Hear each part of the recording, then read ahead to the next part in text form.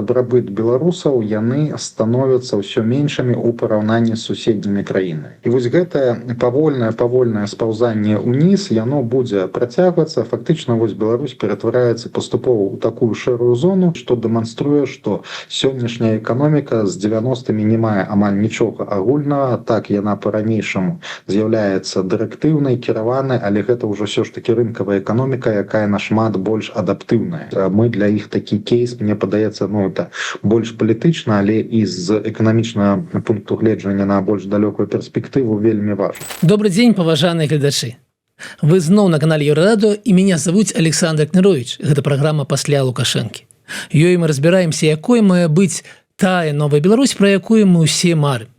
Сённяшні эксперт Дмітрий Крук, ведучы эканаміст даследчага цэнтра Бюрок.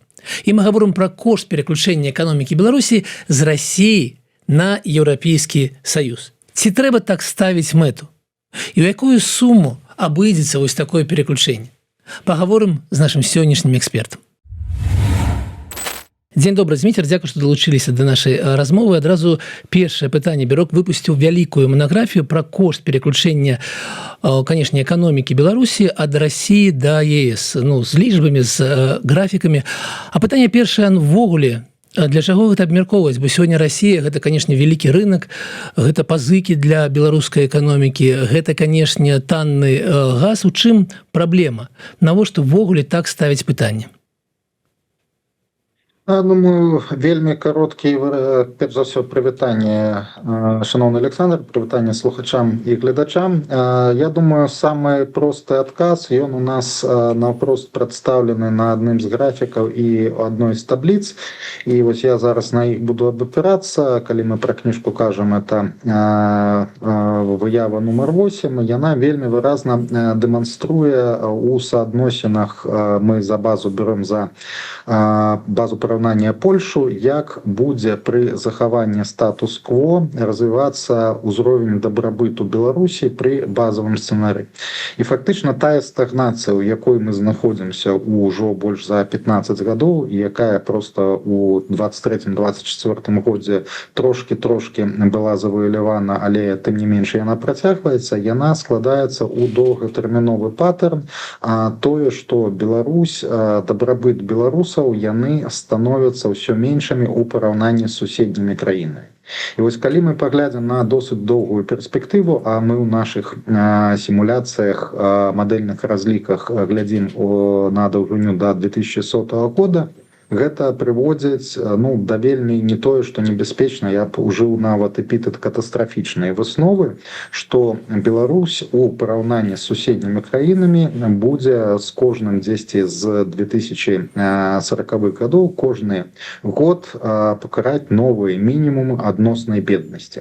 То бок вось тая выява, на якую я спасылаюся, яна паказвае вось там чырвоная лінія, вось гэты так званы базавы сцэнарый, што сёння мы знаходзімся дзесьці на ўзроўні 60% дабрабыту, то бок рэальнага доходу, які атрымоўваюць беларусы у параўнанні да Польшы, і гістарычны мінімум дагэтуль быў у сярэдзіне 90-х гадоў, якімі нас заўжды пужаюць, 94-95 год, ён быў дзесьці на ўзроўні 57-58%. То бок мы ўжо і так амаль вярнуліся да гэтага мінімуму, на максімуму мы вось у перыяд незалежнасці былі ў самым пачатку і потым у 2011-2012 годах.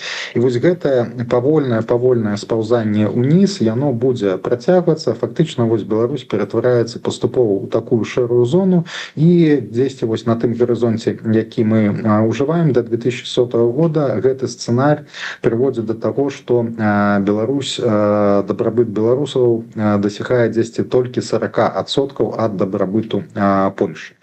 І вот з нацыянальнай перспектывы, што гэта азначае? Вось я бы это інтэрпрэтаваў у трох, напэўна, даволі простых сказах, што Беларусь страціла магчымасць росту. Это прыводзіць да таго, што краіна не рэалізуе свой патэнцыял, а у параўнанні з суседнімі краінамі мы храначна, будзем становіцца ўсё больш і больш бедным. І вось адказ чаму еўразвяз я бачу і гэта як адзіны рэалістычны шлях выйсці з гэтай пасткі стагнацыі. Зноў жа звяртаючыся вось да той самай выявы, яна мне падаецца найбольш такая інтэгральная, маштабная, мы фактычна кажам, што пераключэнне на логіку еўраінтэграцыі і паўнавартаснае уступленне еўразвяз гэта з таго, што на стале з рэалістычных опцый фактычна адзіная магчымасць аднавіць рост і аднавіць набліжэнне нашага ўзроўню дабрабыта хаця б да суседніх краін, і гэта не дае нейкіх цудаў, гэта даволі цяжкі шлях, але вось на доўгім гарызонце гэта тое, што дазволіць вывесці Беларусь насамрэч у краіны вось узроўню Польшы, якая сёння па сусветных мерках з'яўляецца развітай краінай. Ну і апошняе, што напэўна вось зацямлю увагу тут, я яшчэ таксама адказваючы на гэтае пытанне спасылаюся на таблічку, якая ў нашай кніжке пад нумерам 6, што трэба разумець. Калі я кажу пра зніжэнне адноснага ўзроўню дабрабыта, гэта не азначае, што беларусы будуць станавіцца больш беднейшымі ў параўнанні з тым, якімі яны былі учора. Нават вось той стагнацыйны перыяд, які працягваецца, азначае вельмі кволы рост. Але гэты рост значна меншы за суседнія краіны. І вось у гэтай таблічке мы паказваем, што калі мы будзем рухацца так, як мы рухаемся апошнія 15-16 гадоў, то вось да 2100 года так беларусы стануць пры інерцыйным сцэнарыі амаль у 2,5 разы багацейшыя за сённяшні дзень. Але праблема ў тым, што вось такі ўзровень гэта ўжо ўзровень перадавых краін сёння. То бок мы праз 75 гадоў зможам дасягнуць толькі таго, што развітыя краіны ўжо маюць сёння. А вось сцэнарый еўрапейскай інтэграцыі нават самы з іх песімістычны, які будзе уяўна гіпатэтычна суправаджацца самымі маштабнымі выклікамі, ён нават у гэтым выпадку нясе удвая большы дабрабыт. А базавы сцэнарый еўраінтэграцыі, вось які мы кажам, што ён фактычна такі вот з усімі плюсамі і мінусамі самым імаверным прадстаўляецца, ён у 3 разы большы дабрабыт гарантуе вось на доўгім прамежку часу. Таму, рэзумуючы, еўразвяз гэта адзіная, на мой погляд, рэалістычная опцыя, як выйсці з той 15-20гадовай стагнацыі, з якой мы знаходзімся. Гэта адзіны шанец, каб краіна зноў пачала развівацца. Альтэрнатыва вось далейшае пагружэнне ў багну, у гэтую шэрую дзіру, у якой мы ўжо знаходзімся доўгі час. Калі я вас чую пра 75 гадоў мы дасягнем сённяшняга дабрабыта развітых краінаў, у мяне адразу асацыяцыя, як паглядзець на 75 гадоў таму, на якім узроўні яны былі, і напэўна гэта некае такое параўнанне адэкватнае, таму што падаецца, нам бы не спадабалася б Беларусь, якая жыла б на ўзроўні дабрабыта ЗША ці краіны Еўропы 1950 некага там другога года. Зразумела, але тэхнічнае пытанне, а як лічылі? Таму што, напэўна, гэта нейкі складаны ўсё ж такі метода CGE мадэль. Як можна патлумачыць простымі словамі, што рабілі, каб разлічыць вось гэты ўплыў пераключэння ад Расіі да ЕС?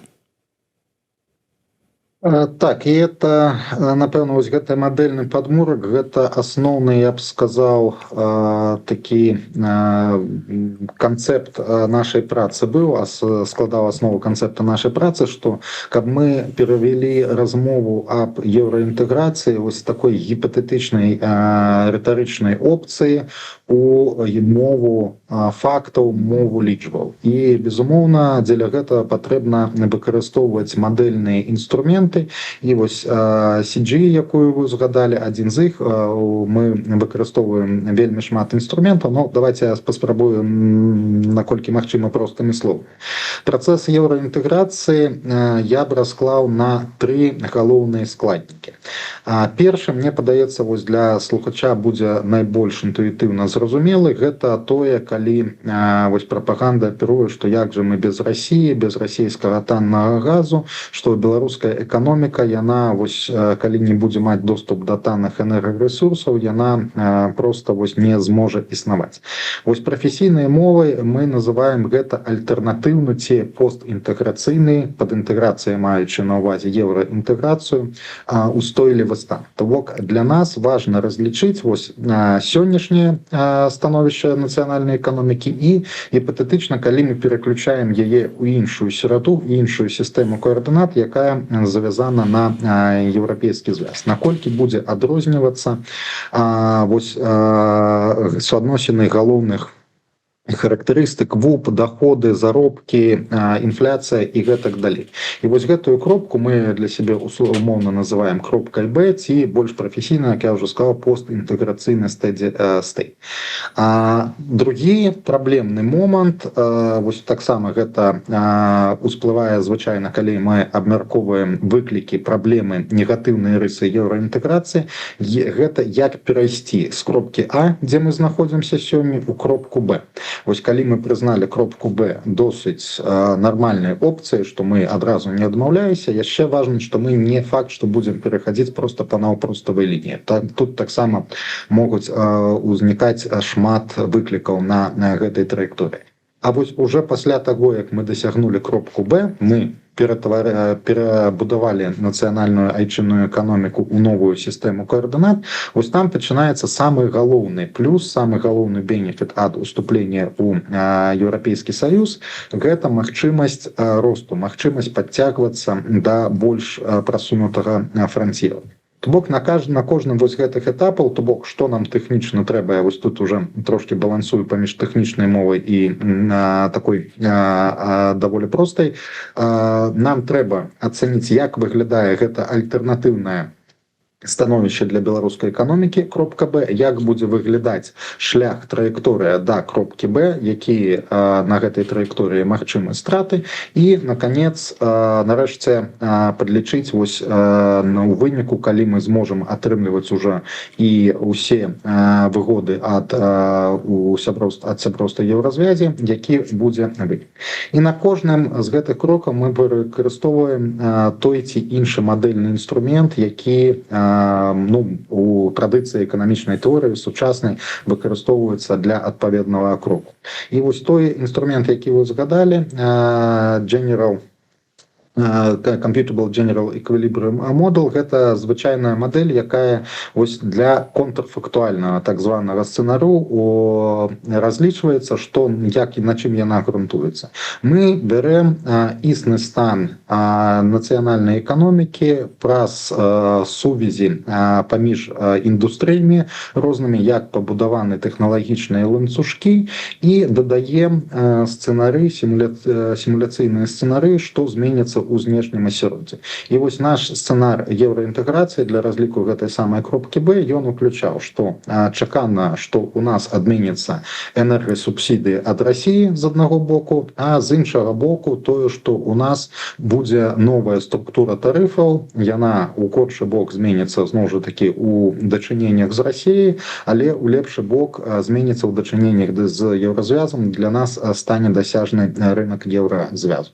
Вось на гэтым этапе і, паўтаруся, само па сабе для эканамістаў вось наяўнасць гэтай CGI мадэлі, гэта досыць такі важны прадукт, які дазваляе рабіць сімуляцыі. Таксама далей, калі мы ацэнілі вось гэтую кропку Б, мы яшчэ выкарыстоўваем яшчэ две дастаткова прасунутых мадэлі: дынамічная стахастычная агульнай раўнавагі DSGI, так званы, і QPM, квартальная мадэль праектавання прагназавання. Вось яны нам патрэбныя для таго, каб ацаніць, як можа выглядаць траекторыя паміж сённяшнім днём і вось гэтай кропкай Б, якую мы змадэлявалі на папярэднім кроку. І нарэшце мы прыходзім да самага галоўнага, дзеля чаго гэта ўсё зацівалася, каб для чаго нам патрэбна патрапіць у кропку Б, для таго, каб генераваць эканамічны рост. І вось для гэтага мы выкарыстоўваем яшчэ адну мадэль, гэта адносна прасцейшая ў выкананні тэхнічна мадэль LTGM, яе стандартная абрэвіатура, гэта мадэль Сусветнага банку доўгатэрміновага прагназавання. Вось такім чынам пабудаваная наша праца, ну і все наши крокі мы будуем адпаведна на, паўтаруся, на сучаснейшых тэхніках і тэарэтычных і, безумоўна, выкарыстоўваючы дадзеныя аб беларускай эканоміцы. Таму з пункту гледжання даставернасці, ось крэтабіліці, як кажуць эканамісты, ну мне падаецца, это можа не зусім сціпла, але гэта ось на дадзены момант адзіная праца, якая з узроўню рыторыкі пераводзіць у той самы узровень лічбаў, фактаў і аналізу патэнцыйны шлях еўраінтэграцыі.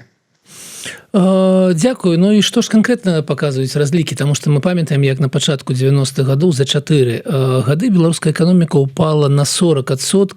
І, канешне, калі нашы гледачы чуюць пра нейкае переключэнне ад Расіі, яны сябе ўяўляюць, ну, прыкладна такіх жа памераў падзеі. Колькі будзе доўжыцца вось гэтае падзенне, яно, напэўна, будзе, і наколькі глыбокім яно будзе? Ну, безумоўна, гэта вельмі чулівае пытанне. І так, мы, як я ўжо тэхнічна апісаў, мы надзялялі яму шмат увагі. І вось тут я магу зноў жа такі для слухачоў, якія магчыма разгарнуць нашу кніжку, якая дасяжна онлайн абсалютна бескаштоўна. Вось тут я магу спаслацца, адказы на ўсе гэтыя пытанні, яны у табліцы нумар 3 знаходзяцца у трэцім па ліку артыкуле у кнізе. Што мы два сцэнарыі. Адзін умоўна такі базавы разглядаем, прабачце, калі ласка. Адзін умоўна такі базавы сцэнарый, які мы лічым самым імаверным, і другі, вось на які мы ўжо так зусім песімістычна навязваем все негатыўныя магчымыя выклікі, якія толькі могуць паўстаць. І якія лічбы мы атрымоўваем. Вось базавы сцэнарый, што мы зможам тады абмежавацца спадам каля 3% ВУП, это да пераходу вось да нового устойлівага стану. Самы горшы, самы, вось калі мы усе магчымыя выклікі і усе магчымыя рызыкі уключаем у наши разлікі, то у такім выпадку мы прыходзім да максімальнага спаду 10-12,8% у параўнанні з тым, што есть. Гэта так званы транзітыўны спад, каб потым ад яго вось яго прайсці, зноў пачаць расці. То бок гэтыя лічбы, ну, яны, мне падаецца, і ў суме я, магчыма, тут яшчэ і на гэтым этапе узгадаю вось тую самую кропку Б, якую я ўжо некалькі раз закранаў. Яна вельмі важная, што вось у дачыненні да гэтай кропкі Б і мы дэманструем, што таксама нават на ўзроўні даволі негатыўных папярэдніх умоваў, што яна не нашмат горш існага стану, што вось базавы сцэнарый паказвае 10 на 3,5% ВУП у выпадку вось перабудовы на 3,9, прабачце, на 3,9% узровень ВУП пры перабудове пад сістэму каардынат еўразвязу спачатку можа быць горш, чым існы. Што гэта азначае? Вось якая за гэтымі лічбамі вельмі важная інтэрпрэтацыя. Гэта разбурае пад корень той міф, што мы не можам існаваць без расійскай падтрымкі, без танных энерганосьбітаў. То бок, вось калі нам малююць страшылкі аб тым, што давайте там, калі мы прыбярэм расійскі газ, што там беларуская эканоміка, ну, добра, няхай там не разваліцца, але тое, што там у 2 разы, ці вось як вельмі любіць тое, што вы згадалі, Александр, у вашым пытанні, апеляваць да вопыту, досведу 90-х гадоў, што там усё пойдзе просто двузначны спад будзе. Не, мы дэманструем, што у сучаснай эканоміцы абсалютна іншая рэакцыя, і між іншым я яшчэ просто вось для інтуіцыі магу спаслацца на прыклад на перыяд ковіду, ці пачатковыя перыяды вось шоку, звязанага з пачаткам вайны, увядзеннем санкцый. Таксама адаптацыі былі не такія вялікія, што дэманструе, што сённяшняя эканоміка з 90-мі не мае амаль нічога агульнага. Так, яна па-ранейшаму з'яўляецца дырэктыўнай, кіраванай, але гэта ўжо ўсё ж такі рынкавая эканоміка, якая нашмат больш адаптыўная. І адпаведна, вось нават да такого маштабнага энергетычнага шоку яна даволі хутка можа адаптавацца. І нават калі мы дадаткова вось дадаем, як я сказал, для ацэнкі транзітыўнага перыяду, наколькі працяглым і глыбокім ён можа быць, негатыўныя дадатковыя умовы, то і ў гэтым выпадку найгоршая лічба, якую я агучыў, там мінус 12%, мінус 12,8, няхай мінус 13%. Так, безумоўна, гэта ўжо вельмі чуліва, але гэта вельмі кароткі момант на вось такі самы горшы сцэнарый, гэта вельмі непрацяглы перыяд часу, і у дачыненні вы таксама запыталі, колькі гэта можа працягвацца, мы паказваем, што вось такі глыбокі спад гэта максімум да 10 кварталаў, то бок гэта перыяд 1,5-2 гады самы горшы сцэнарый, што дзеля таго, каб пачаць расці і калі прыйдзецца пра самую горшую траекторыю прайсці, гэта будзе цягнуцца 10-2 з нечым гадоў. А вось гэтая кропка, зноў жа такі, гэта будзе аднамомантна. Таму, паўтаруся, мне падаецца, самае галоўнае, што мы разбураем тот міф, што беларуская эканоміка не можа існаваць без энергетычных субсідзій. Можа, і гэта будзе на больш працяглым гарызонце часу такой ачышчальнай працэдуры, якая дамо нацыянальнай эканоміцы магчымасць генераваць рост, таго, што яе не стае сёння. І калі нехта пацерпіць, то зразумела, што гэта будуць асобныя галіны, што яны ў нас вельмі розныя. У якіх напрамках, у якіх галінах будзе найбольшы спад, найгоршае становішча, якія групы насельніцтва пацерпяць і якія, магчыма, ёсць кампенсацыйныя меры, якія будуць неабходны, каб прайсці гэты перыяд падзення? Так, вельмі трапнае пытанне, і, безумоўна, мы тут не малюем паветраныя замкі, не кажам, што все пройдзе зусім гладка, і вось тут для адказу на гэтае пытанне магу спаслацца, напрыклад, другі артыкул пра высновы па CGI мадэлі, якраз даюцца там малюнак нумар 14. Ён дэманструе яўным чынам, якія галіны будуць прайграўшымі, якія якраз такі атрымаюць дадатковыя імпульсы.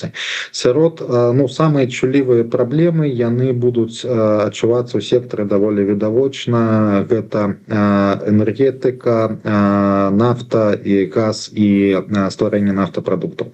То бок мы фактычна страчваем энергетычныя прэферэнцыі, і таму вельмі маштабнае з пункту гледжання выпуску вельмі маштабнае прасяданне будзе маць месца. Фактычна гэта у мадэльных разліках зводзіцца да таго, што лепш будзе эканоміцца перайсці на амаль 100% імпорт і нафтапрадуктаў і іншых крыніцаў энергіі, і адпаведна мінімізаваць уласную вытворчасць. Гэта, паўтаруся, наўпроставы мадэльны разлік, які таксама з полісі перспектывы могуць уносіцца некаторыя карэктывы, наколькі гэта дапусціма, недапусціма з гледжання ўжо больш шырока. Таксама сярод галінаў, якія негатыўны імпульс адчуюць на сябе, галіну камунальных тарыфаў жыллёвай гаспадаркі можна тут вылучыць, будаўніцтва і таксама хімічная прамысловасць, звязаная з лекамі, звязаная плюс у одну групу калегі, якія рабілі гэтую працу, таксама сюды дадавалі вытворчасць розных з гумы прадуктаў, там белшына, як прыклад гэтай галіны. Гэта тыя, хто пацерпіць. Тыя, хто маюць найбольшыя якраз такі магчымасці дзеля таго, каб пашырыць сваю вытворчасць і карыстаючыся доступам да еўрапейскага звязу і зменай сістэмай стымулаў у тым з тым, што энергія становіцца больш дарагой і адпаведна выйгрышы дадатковыя атрымліваюць тыя, хто карыстаецца меншай колькасцю энергіі. Сярод галоўных у нас прадстаўлены гэта галіны камунікацыі, то есть той самы IT, пра які ўжо там 10-15 гадоў кажуцца аб тым, што гэта моцны бок беларускай эканомікі, галіна электронікі і галіна прамысловасці, так скажем, іншыя падіндустрыі прамысловасці, гэта такая ўжо зборная салянка. І што даволі дзіўна на першы погляд, магчыма, гэта галіна дрэваапрацоўкі і таксама вытворчасці тэкстылю. Я думаю, што вось тут галоўнае так інтуітыўна, каб растлумачыць, чаму, што доступ да уласных рэсурсаў, то бок, што сыравіна яна свая, ну вось адпаведна гэта стварае дадатковыя выйгрышы для гэтай галіны. У маштабах всёй эканомікі, як я ўжо казаў, што вось ВУП, зніжэнне ВУП, яно не вельмі істотная вось у гэтай кропцы Б, калі мы кажам пра імгненны эфект, але так для пэўных груп насельніцтва, якія вось, напрыклад, працуюць у тых галінах, якія мы як патэнцыйныя прайгравшыя узгадалі, ну так, для іх безумоўна могуць быць дадатковыя выклікі, і само сабою трэба, і мы аб гэтым кажам, вось калегі в гэтай паперы паказваюць аб тым, што інструменты сацыяльнай падтрымкі яны дзеля таго і існуюць, яны дзеля таго і прыдуманыя, каб быць задзейнічанымі. Але што яшчэ вельмі важна, мне падаецца, гэта ўжо не наўпрост гаворка пра нашу працу, але трэба разумець, вось у гэтым месцы часта выкарыстоўваецца яшчэ адзін прапагандысцкі міф наконт беспрацоўя. Пра тое, што вось такое пераразмеркаванне паміж галінамі можа выклікаць беспрацоўе. Тут я вось проста перакрэсліў гэта беспрацоўе ў сённяшняй Беларусі, ну я нават не магу уявіць, у якіх варунках гэта магчыма. Таму што пасля вельмі працягла адмоўна дэмаграфічнага тренду і вось той масавай міграцыі, якая ў 2020 до 23 адбывалася проста буйнымі тэмпамі, казаць сёння беспрацоўе амаль немагчыма. Для беларускай эканомікі сёння, я думаю, там мінімум на 10 гадоў наперад, калі штосьці не зменіцца, а хутчэй за ўсё сітуацыя будзе толькі пагаршацца, якраз такі недахоп працоўнай сілы, вось гэта нашмат большы выклік, чым патэнцыйнае беспрацоўе. Таму нават вось тыя, хто акажуцца ў галінах, якія умовы для якіх пагоршыліся, попыт на працоўную сілу будзе, і адпаведна так, ну выклік, які ў такіх выпадках узнікае, гэта перакваліфікацыя. І вось на такіх кірунках безумоўна трэба будзе працаваць, але зноў жа такі паўтаруся, што вельмі важна, гэта не тыя маштабы, якімі звычайна апелююць у прапагандысцкіх міфах і ніяк не супаставіма з 90-мі. Я б сказаў, гэта такія адносна кропкавыя пераразмеркаванні, якія зноў жа такі ў значнай ступені будуць з'едзены дэмаграфічнымі трендамі. То бок, ну вось людзі будуць проста паступова заходзіць, напрыклад, на пенсію, якраз такі это звычайна вось можа закранаць тыя галіны, што дзе больш сталае насельніцтва работаюць, якія паступова будуць у маштабах скарачацца. Таму казаць, што вось нават гэтая кропка Б, пакуль мы яшчэ не пачалі арганічна расці і развівацца, што нават яна прывядзе да нейкіх маштабных сацыяльных катаклізмаў, не выпадае. Вось як англійскае слова мне вельмі падабаецца, this is manageable. Гэтым можна кіраваць, тут абсалютна пры такім маштабе стратаў, пры такім маштабе пераразмеркавання абсалютна зразумела, што рабіць, і гэта ўсё падкантралявана. Дзякуй, зразумеў, і зразумеў, што з беспрацоўем мы яго ўвогуле не прагназуем з сённяшнім станам рынку працоўнай сілы ў Беларусі, але ёсць яшчэ паказчыкі такія агульныя, як інфляцыя, як, канешне, тое, што хвалююць беларусаў заўжды, гэта курс беларускага рубля да долара. Ну, магчыма, знешні нейкі гандлёвы баланс, ці ёсць такія разлікі вось гэтых агульных паказчыкаў? Так, ёсць. Я вось буду спасылацца на трэцяе, здаецца, па чарзе у нашым вось гэтай кніжцы артыкул.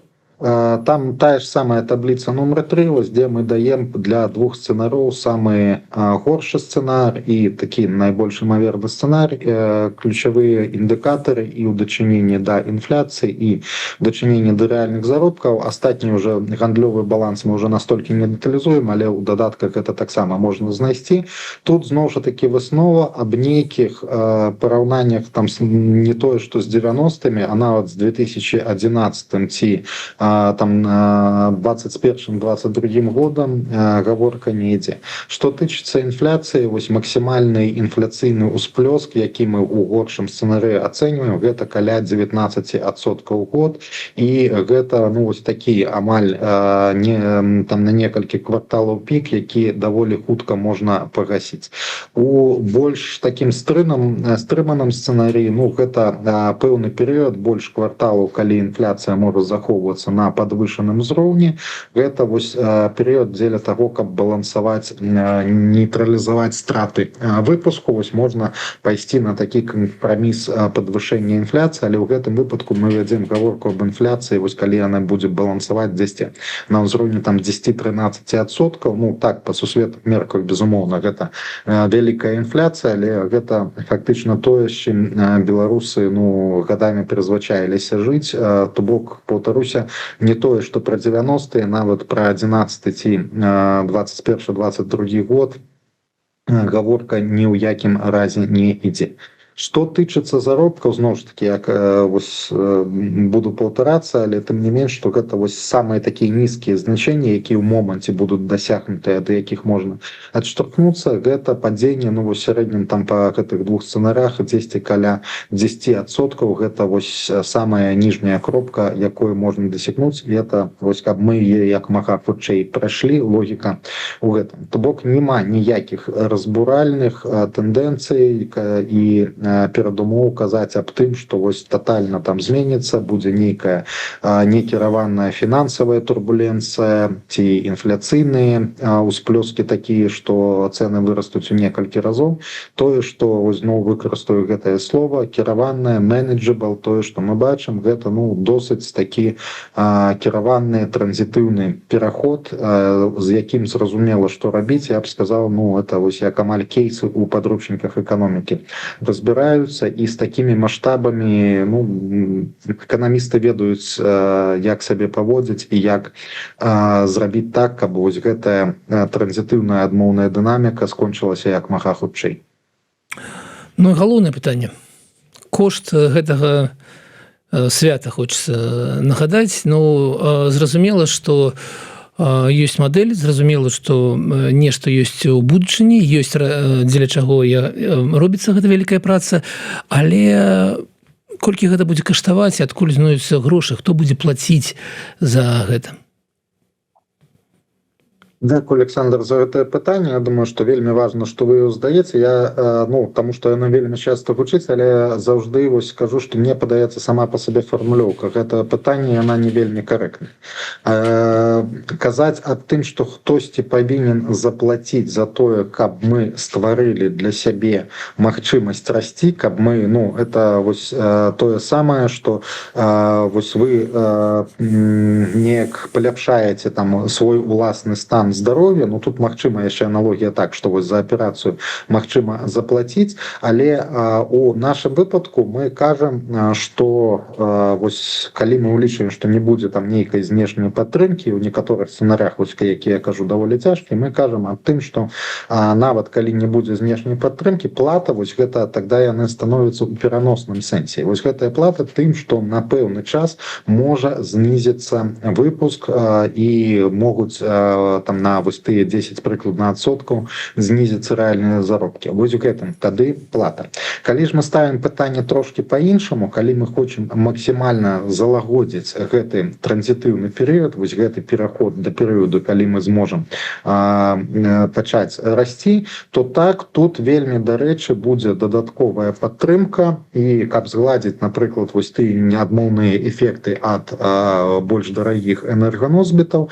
І калегі, у той працы, якой мы з вами уже узгадалі, другая па чарзе яна у кніжцы ідзе, яны, напрыклад, паказваюць, што калі пакеты ад Еўрапейскага звязу на падтрымку, якія дэклараваныя былі яшчэ у 2020 годзе, будуць выкарыстоўвацца на гэты вельмі сціплыя пакеты там на некалькі мільярдаў еўра, яны ўжо могуць кампенсаваць амаль усе тыя пагаршэнні патэнцыйныя, якія у кропцы Б мы адлічваем, то, напрыклад, вось базавы сцэнар без ніякай падтрымкі, вось гэта умоўная кропка Б, яна горш існага статусу кво, дзесьці, вось як я казаў, на 3,9%, але калі мы скарыстаемся дадаткова падтрымкай ЕС і там пэўныя пазітыўныя механізмы ўжо на першых этапах будуць здзяйсняцца, то ў гэтым выпадку мы амаль не адчуем страту. Ну, такая ж самая логіка, яна ў дачыненні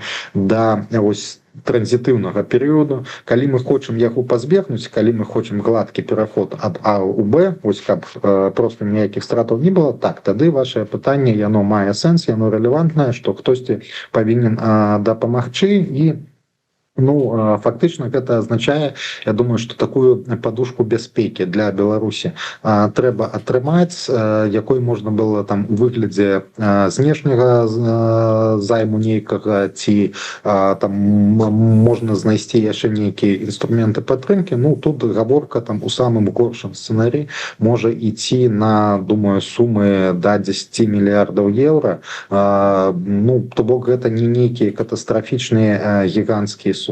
Ну, адзінае, што это я ўжо спасылаюся на ранейшыя працы, адзінае, што вось калі ўжо з боку Расіі будзе не проста супрадзеянне, а такое суперактыўнае супрадзеянне не да той ступені, як яно было ва Ўкраіне, то бок не ў выглядзе ўзброенага нападу і спробы захопу, але вось калі яны будуць там проста вырубаць все цывілізаваныя магчымасці хоць нейкае эканамічнае супрацоўніцтва, ну вось у гэтым выпадку так, дадатковыя страты могуць быць, і ў гэтым выпадку так, безумоўна, хацелось бы, вось каб яны не перакладываліся на плечы людзей, каб мы не казалі, што гэты транзітыўны спад будзе яшчэ глыбейшым і больш працяглым. Хацелось іх тады у такім сцэнары кампенсаваць, спадзяюся, за кошт падтрымкі еўразвязу. Для еўразвязу, можа, давайте на хвіліначку глянем з іншага боку. Мне падаецца, чаму наш кейс можа быць цікавы для еўразвязу, таму што фактычна Беларусь гэта вельмі новая гісторыя.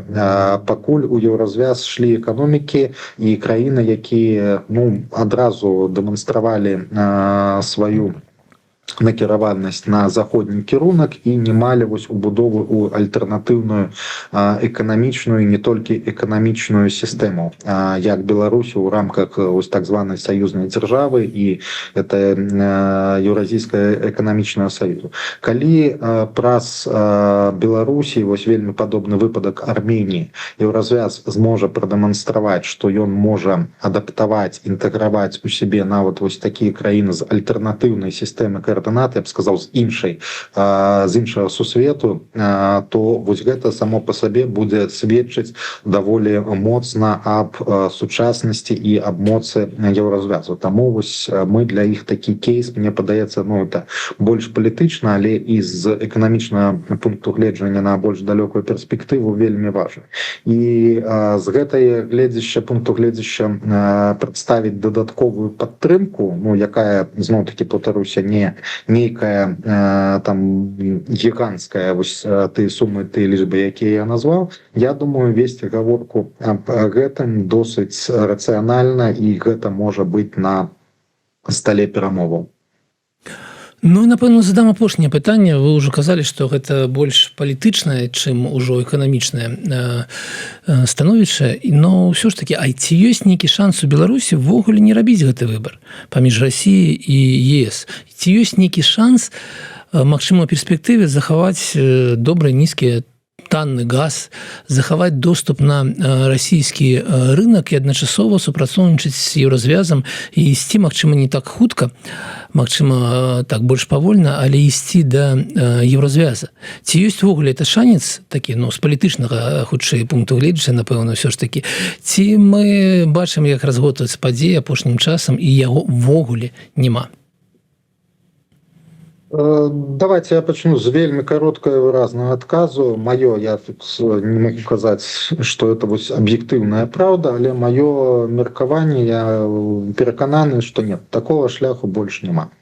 Я вось такі умоўны шлях называю пад лейблам ідэя ўсходнееўрапейскай Швейцарыі. І мне падаецца, вось гэта ідэя ўсходнееўрапейскай Швейцарыі, яна вельмі працяглы перыяд, яна была блізкая і вельмі значная частка беларускае грамадства, і па сёй дзень это будзе падтрымоўвацца значнай часткай беларускага грамадства, ну і значнай часткі беларускіх элітаў, тому што мы аддаліліся ад еўразвязу, і вось неяк так там дзесяцігоддзе укараніўся міф практычна аб тым, што і Беларусь не можа прэтэндаваць нават на сяброўства еўразвязі, што еўразвязу мы не цікавы, але як гэта не парадаксальна, вось менавіта укараненне гэтага міфу і з'яўляецца галоўным бар'ерам для таго, каб разважаць аб сяброўстве еўразвязі. Але вярнуся да пытання. Чаму мне падаецца немагчыма так? Перш за ўсё, з палітычных прычынаў, ну, фактычна сёння тое, што мы бачым, што свет, ён выбудоўваецца, ну, такія блокі. І, адпаведна, казаць, вось як там падавалася, ну, досыць рэалістычным там у славутым 2019 годзе мы будзем сябраваць з усімі, але там не будзем ні з тымі, но сёння так не атрымаецца. Вы не атрымаеце доступ да тэхналогіі, вы не атрымаеце доступ да рынку, калі вы знаходзіцеся ў супрацьлеглым блоку. Не, я думаю, што вось такі новы парадак рэчаў, які, ну, вось шмат якіх справаздачаў там асцярожнымі эпітэтамі называюць рэгіяналізацыя, фрагментацыя, то бок это не тое, што вось сусветная эканоміка усе механізмы эканамічнай супрацы парвала, і што там Кітай са Злучанымі Штатамі зусім не супрацоўнічаюць. Не, па-ранейшаму гэтыя сувязі яны досыць моцныя, але ў прынцыповых рэчах, найбольш важных рэчах яны кантралююцца. Гэта рэаліі новага сусвету. Ну і мне падаецца, я б хацеў глядзець вось як мага далей, но мне падаецца, што бліжэйшыя 20-30 год вось тыя працэсы, якія ўжо закладзены, як мінімум створаць інерцыю і сур'ёз сказаць, што мы можам прэтэндаваць на нармальнае супрацоўніцтва там з еўрапейскімі інвестарамі, прыцягваць тэхналогіі не толькі з еўрапейскімі, а наогул з заходняга свету, застаючыся ў нейкім саюзе там фармалізаваным, як зараз это саюзная дзяржава, і еўразвязці нават там менш фармалізаваным, вось у застаючыся саюзе з Расіяй, ну, мне падаецца, гэта немагчыма. І сёння шмат хто з еўрапейскіх, амерыканскіх, іншых заходніх палітыкаў, ну, просто кажа, это уже наўпроставай мовай, калі там 4-5 гадоў таму гэта, ну, казалася, да вайны, я маю на ўвазе, больш завуалявана, то сёння вось Карл Більд, мне здаецца, гэта гады 3-4 таму сказаў, гэта былы прэм'ер-міністр Швецыі, там неаднаразовы міністр замежных спраў Швецыі, які это сфармалізаваў. Наступны максімум: няма больш месца для шэрых зонаў у Еўропе. Ты альбо там, альбо там. На жаль, я вельмі добра разумею, што вось з гледачоў з Беларусі мае словы зараз значнай частцы не спадабаюцца. Мы па-ранейшаму мы хочам сабраваць усімі. Але я ўпэўнены, трэба змірыцца з рэчаіснасцю. Вось гэтая наша прага да вас усходнееўрапейскай Швейцарыі, на жаль, засталася ў 2019 годзе.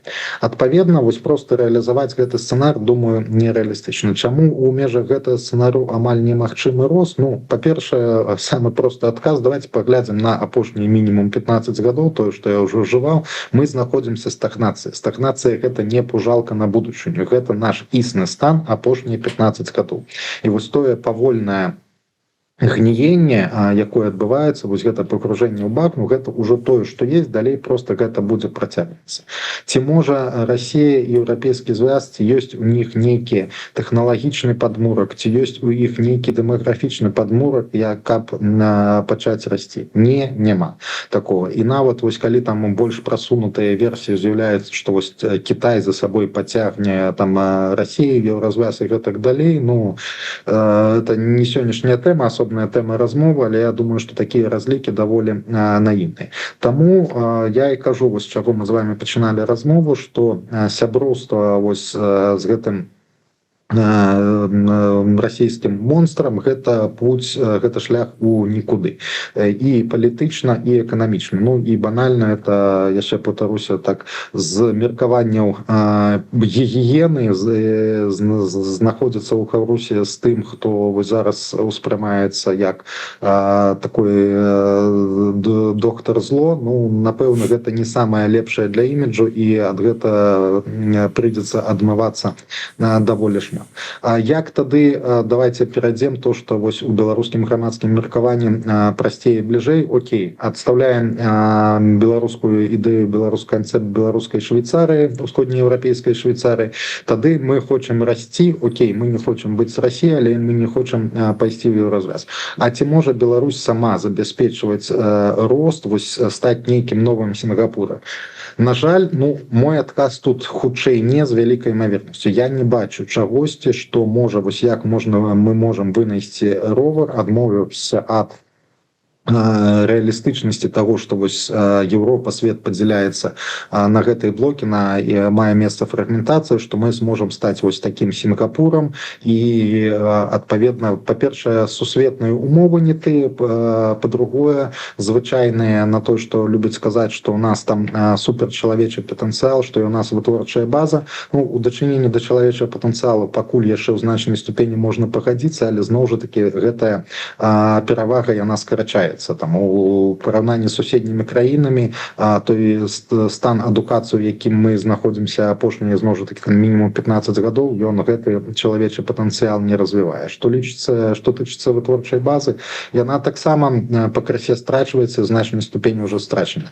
Таму вось нейкі трэці шлях, патэнцыйна ён магчымы, але для мяне ён пакуль не відавочны. Вось завяршаючы, я б сказаў, што сёння так, калі прэзентую нейкія з нашых працаў па еўрапейскай інтэграцыі, я заўжды пачынаю, што мы разумеем, што сёння гэта можа ўспрымацца як нейкая палітычная фантастыка. Але вось калі мы паглядзім трошкі наперад і мы кажам, што калі беларускае грамадства саспее, я веру, што сваё грамадства ўжо фактычна саспела да таго, што шлях з Расіяй гэта шлях просто, у лепшым выпадку багну, а хутчэй шлях у пекла, то якія застаюцца альтэрнатывы? Усходнееўрапейская Швейцарыя не працуе, ці трэба штосьці вынайсці абсалютна новае з нуля, чаго пакуль не існуе? Мне падаецца, гэта нашмат менш верагодна, чым зразумелы шлях, па якому ўжо прайшлі шмат суседніх краінаў і які паказвае сваю эфектыўнасць. І вось так нечакана опцыя еўраінтэграцыі з палітычнай фантастыкі у нейкі момант становіцца адзінай рэалістычнай опцыяй, як можна і захаваць уласнае пачуццё таго, што ты развіваешся, што ты ўсё, што звязана з каштоўнасцямі, што ты стаіш на гэтым падмурку, і эканамічны рост. І вось таму еўраінтэграцыя, мне падаецца, гэта у перспектыве амаль такі бясспрэчны выбар, які застаецца для нас. Ведаць бы, калі гэта перспектыва, таму што я вельмі спадзяюся, што на працягу 5 гадоў мы пачнем рухацца ў гэты бок. Дзякуй вялікі за грунтоўную размову і спадзяюся, яшчэ сустрэнемся ў нашых выданнях. Дзякуй. Дзякуй. Вось такая вялікая праца была прадзелана спецыялістамі бюро па разліку, у якую суму абыдзецца пераход ад расійскай мадэлі да еўрапейскай. І як мы высветлілі, гэта зусім не катастрофа. Але такі пераход і не будзе беспакутным. Пераходны перыяд, адаптацыя, падзенне – гэта ўсё прагназавана, і гэта каштуе, як нам паведаміў наш спецыяліст, не больш за 10 мільярдаў долараў. Дорага? Але гэта пераход ад стагнацыі да росту. І, як сказаў Дмітрий Крук, у базавым сцэнарыі эканоміка вельмі хутка вяртаецца да сённяшняй кропкі, а потым пачынае расці значна хутчэй, чым пры захаванні сённяшняй мадэлі. Мы будзем даганяць, а не адставаць. Выбар па сутнасці просты. Плаціць гэта кошт пераходу ці плаціць кошт стагнацыі на вельмі доўгі перыяд. Калі вы хочаце працягу гэтай размовы, пастаўце лайк і напішыце ў каментарах, што вы думаеце з гэтай нагоды. І падтрымайце нас, магчыма, донатам, калі вы знаходзіцеся ў бяспецы. Гэта была праграма «Пасля Лукашэнкі», дзе мы гаворым пра тое, якой павінна быць новая Беларусь. Наступны выпуск праз тыдзень. З вамі быў Александр Кнырович. Убачымся.